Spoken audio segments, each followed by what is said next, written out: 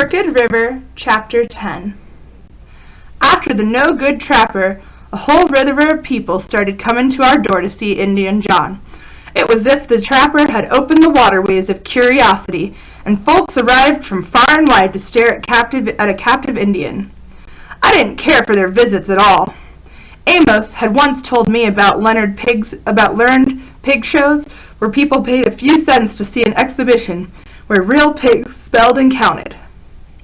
He said that some of the pigs had even been taught to spell the name of the President of the United States, Mr. Madison himself. I wasn't sure all that was true, but it seemed to me that the families who came to our house acted as if we had a learned pig show inside. The women arrived wearing their best going-to meeting gowns, and the children always carried something to give us carvers. Since it was the time of year when most folk didn't have much good food left, it was most often a pail of butter or a few brown eggs, as if we were foolish enough not to have cows or chickens of our own.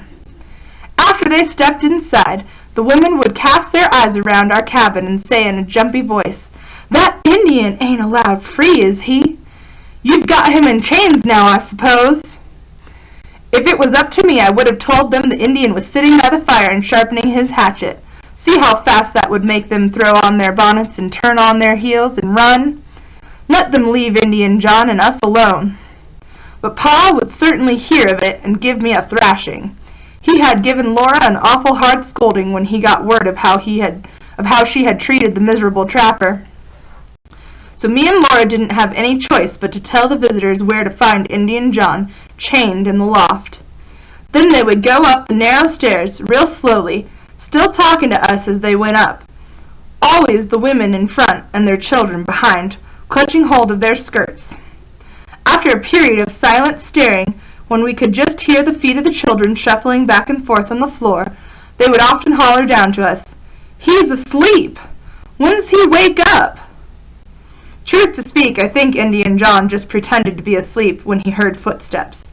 I think he would lean his head down as far as it would go on his chest, so the only things visible in the shadows were the bottoms of his moccasins, his stretched out legs, and the top of his head. "Can you get him to wake up?" they'd ask. Me and Laura would give each other a look, and then one of us would holler upstairs that we didn't care to do anything to make the Indian angry. That usually sent the curious eyes hurrying back down from the loft. Sometimes, though, they got to throwing things at Indian John trying to wake him up. They threw little things mostly, like kernels of dried corn that were scattered on the floor of the loft, or something the children had carried in, maybe a clay marble or a pebble. From below we could hear things clattering and the rolling across the floor. The children would holler, "Hit him right there on the shoulder! You see that, Ma?" And they would laugh and clap. It always brought a terrible sick feeling to my stomach. They were only throwing corn kernels and pebbles, but it seemed like I could feel the sting of every single piece that they threw, as if it was my own skin instead of Indian John's. I could scarcely understand how people could think to do such things.